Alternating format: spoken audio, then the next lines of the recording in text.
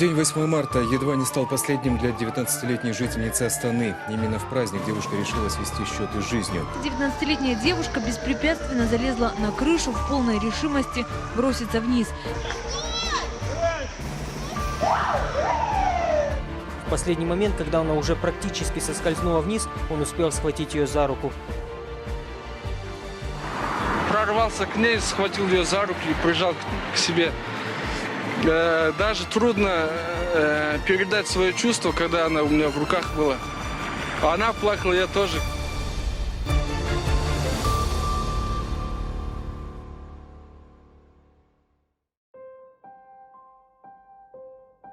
Адамдар жанында болып жатқан жағдайларды көрмейді, көрсе де бейберекет қарайды. Негізі ондай жағдайда адам біріншіден телефонға фото мен видео түсіру емес, қол ұшын созып, қолынан не келеді, сондай бір көмек беру керек.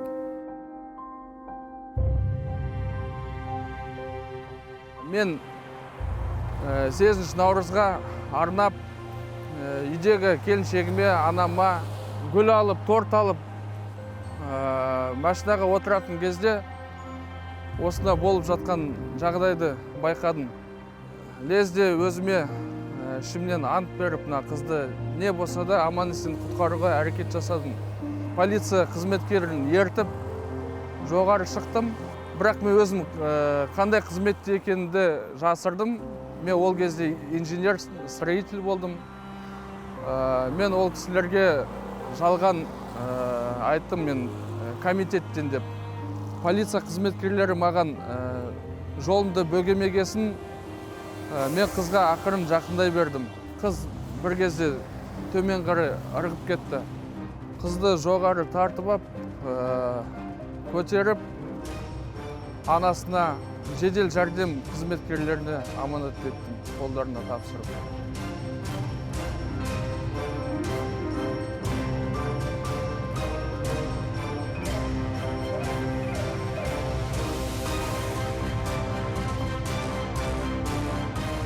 Бір ай өткеннен кейін жаңа қызбен кездесіп, біз әңгімелестік. Суицидке қандай себеп, қандай проблема негіз болған өзінен сұрап алдым. Ол қыздың айтуы бойынша 8 наурыз күні өзінің жігітімен сөзге келіспей, былай айтқанда ұрысып қалып, осындай себепке апарды. Адамдар көбіне материалдық жағынан мұқтаж болуы және рухани байлығы кем болуы. Қиттетсе кішкентай проблема дейміз ғой. Сондай проблема бастарына түскенде ешкіммен ойларын бөлісіп, сөйлеспейді. Былай айтқанда өз бойларына сақтап қалады. Ол сақтаған ойлары және бір жаман неге іске апарады.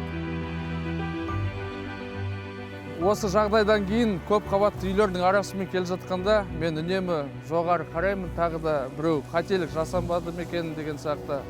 Арқалық қаласының тумасының бұл ерлігі елеусіз қалмады. Нурсултан Исмагулов мог сгореть заживо при пожаре. Терезеден ер кісі 4 баласын құтқаруды өтініп, көмекке шақырыпты. Барып жақыннан қараған кезде балалардың дауысын естігеннен кейін өзім жүгіріп кеттім, қалай жүгіргенін білмей. Екінші жағынан аты шыққанын байқамай қалдым.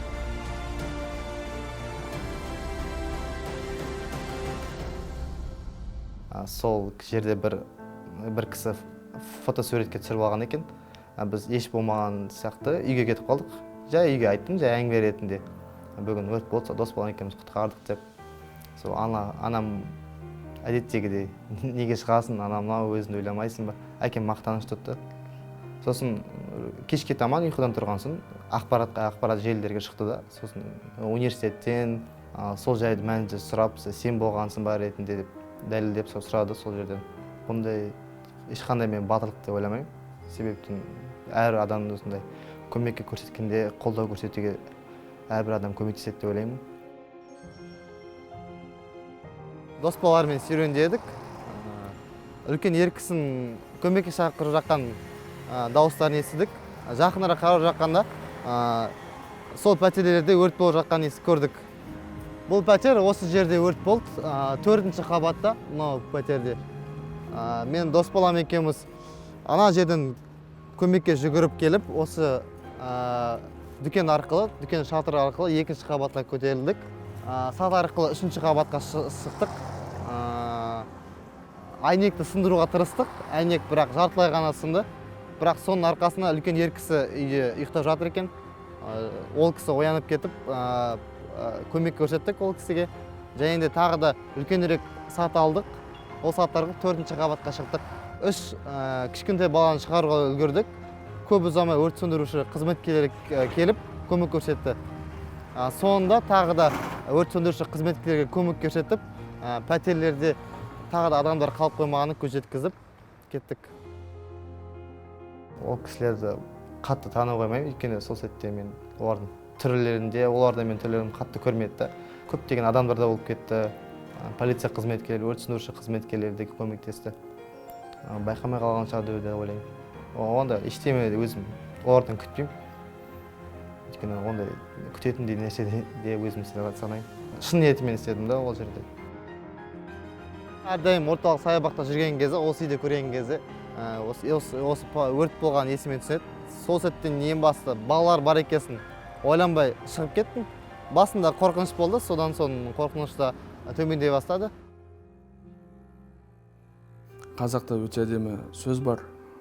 Ақ пейілдің аты арымайды, тоны тозбайды.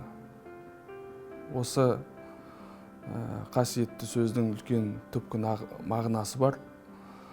Егер сен жақсылық бүгін жасасаң, бір адамға ертең ол 10 есе қайтады. Бүгін сен оған көмектестің, ертең күндердің бір күнінде ол адам сізге де көмек береді. Бұл негізі менің ата-анамның және жақын ағам мен апамның кішкентай кезіме бойыма сіңірген тәрбиесі. Асарласқан жүк жеңіл дейді. Көмекке зәру болған адамдарға қолын созып, қолынан келгенше еренбей көмек беріп, қиын жағдайларында барыңды беріп, барыңды салып, ол негізі біздің қазаққа деген тән қасиет. Ата-ананың ең бірінші ата-ананың тәрбиесі деп ойлаймын. Ұстаздардың тәрбиесі. Үлкен кісілерге көмектесуге, автобуста орын беру үлкен кісілерге. Тоже ұят болса, ұят бардың несі бар дейді, иманы бар. Көмек көрсетіп, қолдан келгенше көрсетіп, қиын сәттерде достына көмектесу патриоттық жадып деп ойлаймын.